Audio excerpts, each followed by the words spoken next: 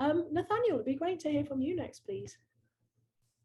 Thanks, Lou. Hi, everybody. I'm Nathaniel. I work at PeerJ. I guess I am a bit of a trend bucker in some of this stuff, in that I don't have a PhD. My background isn't in STEM.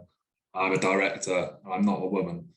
So I think like there's what's interesting in that is I think so many of the things in that report and those trends really resonated with me. I think it just goes to show that, you know, we're all dealing with the same challenges. We're also all often enjoying the same things. I mean, for me as well, like variety is amazing part of this job, whether it's a variety of people or variety of tasks you're doing. That's one of the things which is a great driver for me. I guess the thing that, you know, with that background of the fact that I don't have a PhD, I don't have a STEM background, and then when you add in some of the elements about, you know, often you are the first person at your organization to have the role, the word community in your role. No one knows what you're there for.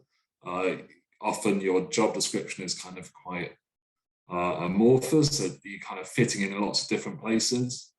You don't necessarily have a qualification where you can say, oh, I've got, you know, I'm a certified community manager or anything like that. It's often the case of, you know, you're explaining to people constantly what your role is and why you're there.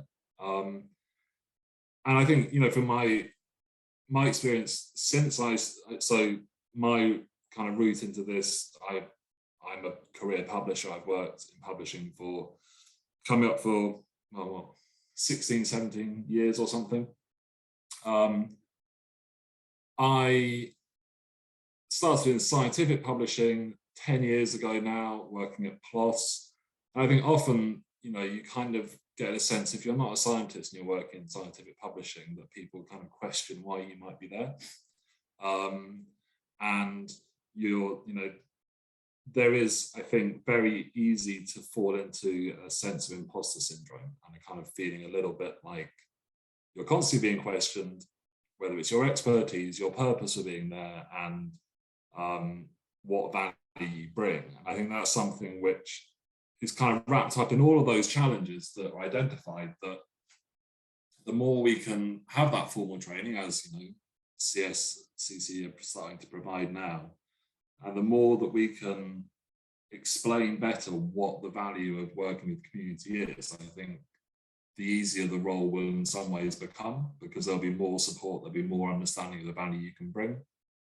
And, you know, I think there's loads of stuff where, like many roles, as you pick them apart, you can start to see some of the things, whether it's the skills or the training that are relevant. I mean, I would look in my past and think about like training that I've done on program and project management, and training that I've done on product marketing and user experience kind of training. They all tie in together. But, you know, having this type of group for a start and this kind of report, I think, you know, it's a really important step towards kind of really cementing what community managers are, what the value of them are. And really, I think the more that people, because I think often, you know, the difficult position we're often put in is we are the voice of people that often the decision makers don't want to hear. And I think you know, advocacy is always a difficult thing. You know, I see that as a significant part of my role, and add together all those things and it can be challenging. It can make you feel completely overwhelmed. And so, yeah, I think the report is really interesting. I've read, I think, all of the case studies now.